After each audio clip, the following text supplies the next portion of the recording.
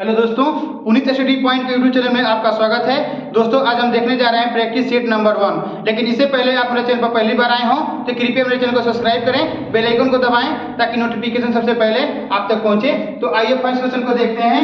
चीनी के मूल्य में 20% की कमी होने पर राम 900 रुपये में 45 केजी चीनी अधिक खरीद लेता है। तो इसमें दो क्वेश्चन दिया है। पहला क्वेश्चन है घाटा हुआ मूल्य क्या है, घाटा हुआ मूल्य क्या है और प्रारंभिक मूल्य क्या है। ठीक है, तो आइए पहले क्या निकालेंगे, घाटा हुआ मूल्य।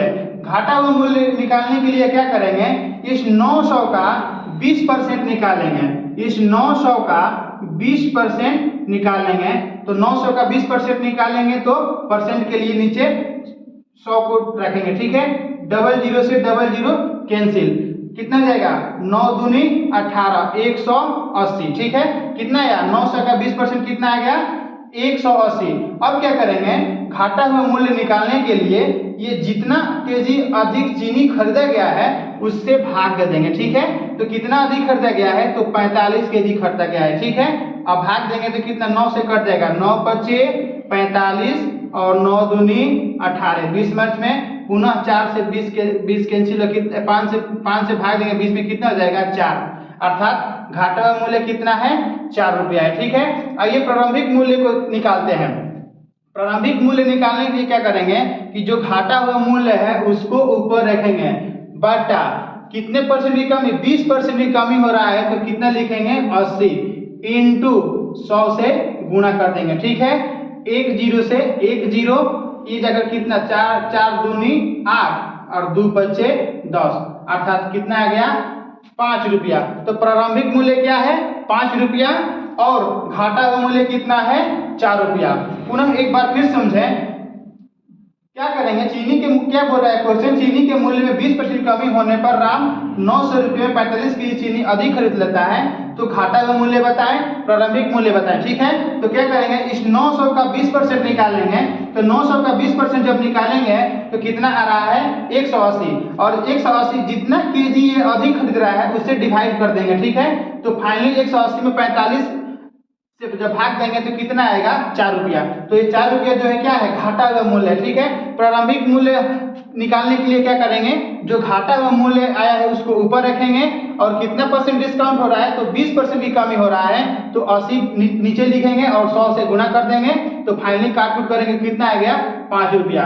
ठीक है, तो 5 रुपया प्रारंभिक मूल्य है और घाटा हुआ मूल्य कितना है 4 रुपया। आइए क्वेश्चन नंबर 2 को देखते हैं।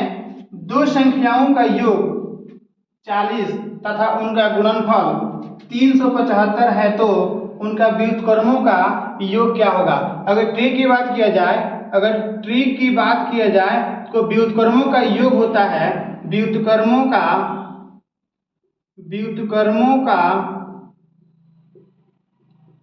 योग इक्वल टू क्या होता है, योग बटे गुणनफल।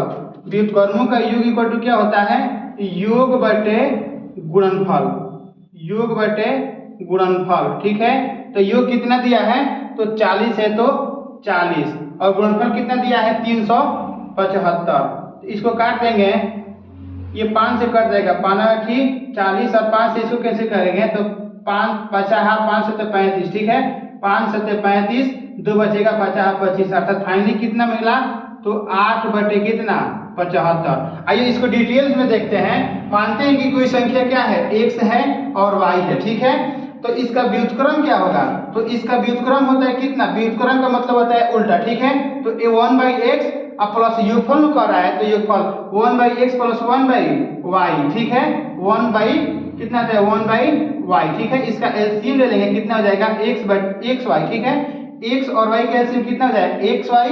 अब क्या करेंगे कि भाग देंगे x से, तो x से x कैंसिल, बचेगा क्या y आकर गुणा करेगा 1 से तो क्या हो जाएगा y, प्लस है तो प्लस, y से पुनः इसमें भाग देंगे। ठीक है, तो y से y कैंसिल होगा और x बचेगा, x जाकर 1 से गुणा करेगा तो क्या होगा x होगा। ठीक है, फाइनली क्या गया x प्लस y अर्थात योगफल कितना दिया है मेरा 40 दिया है। ठीक है, बट्टा कितना गुणनफल क्या दिया है 375। ठीक है, इसी को मैंने डायरेक्ट लिख दिया व्युत्क्रमों का योग इक्वल टू योग बटे गुणनफल। ठीक है, तो आइए इसको काट कर देखते हैं। 5 से जब कैंसिल 5 से तो 5 बैठी 40 और 5 से 5 7 35 और 50 25 अर्थात यहाँ पर भी क्या मिला तो 8/75 8/75 राइट आंसर हो जाएगा।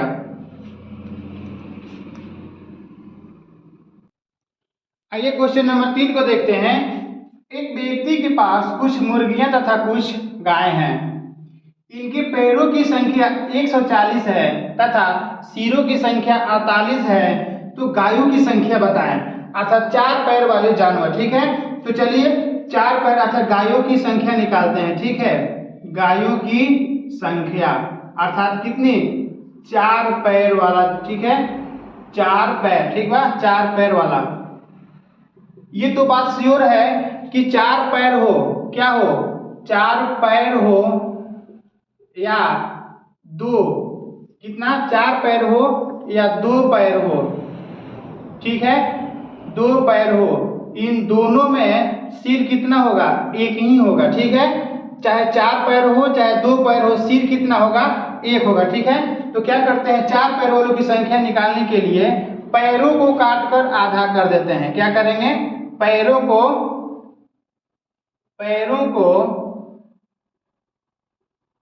काट कर आधा और सिर को क्या करते हैं माइनस कर लेते हैं, बस, ठीक है। इसे क्या निकलेगा 4 पैर वाला का, ठीक है, अर्थात गायों की संख्या।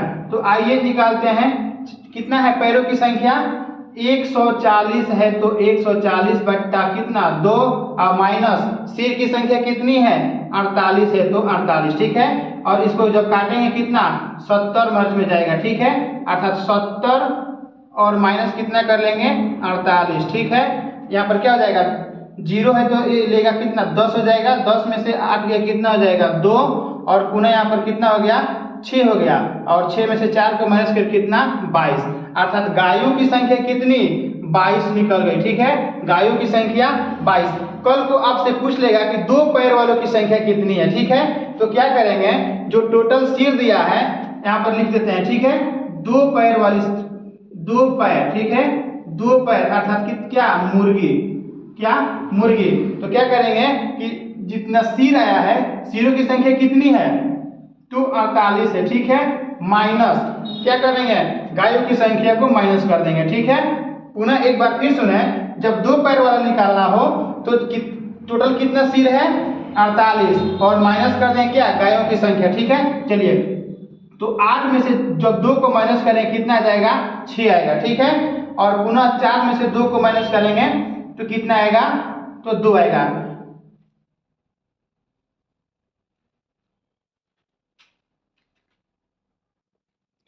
अर्थात गायों की संख्या कितनी 22 और 2 पैर अर्थात मुर्गियों की संख्या 26, ठीक है। यही मेरा आंसर हो जाएगा। आइए क्वेश्चन नंबर 4 को देखते हैं।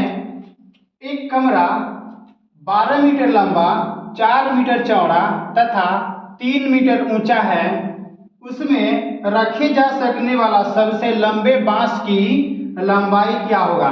तो देखिए कमरे का जो बीकॉन होता है ना, कमरे के जो बीकॉन होता है उसके बीकॉन पर सबसे लंबे बांस की लंबाई को हम रख सकते हैं, ठीक है। तो क्या निकाल देंगे हम तो बीकॉन को निकाल देंगे, ठीक है। तो बीकॉन क्या होता है √L²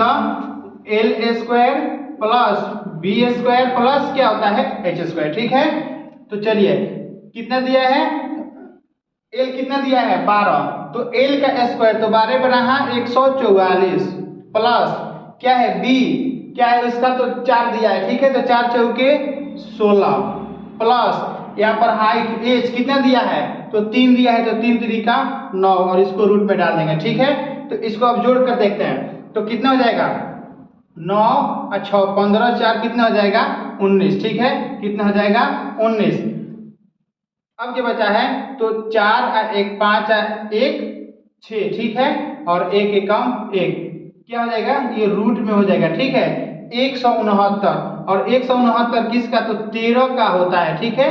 13 का वर्गमूल कितना होता है 169, अर्थात कितना आ जाएगा 13 मीटर लंबी बांस जो है उसके बीकॉन पर हम रख सकते हैं, ठीक है।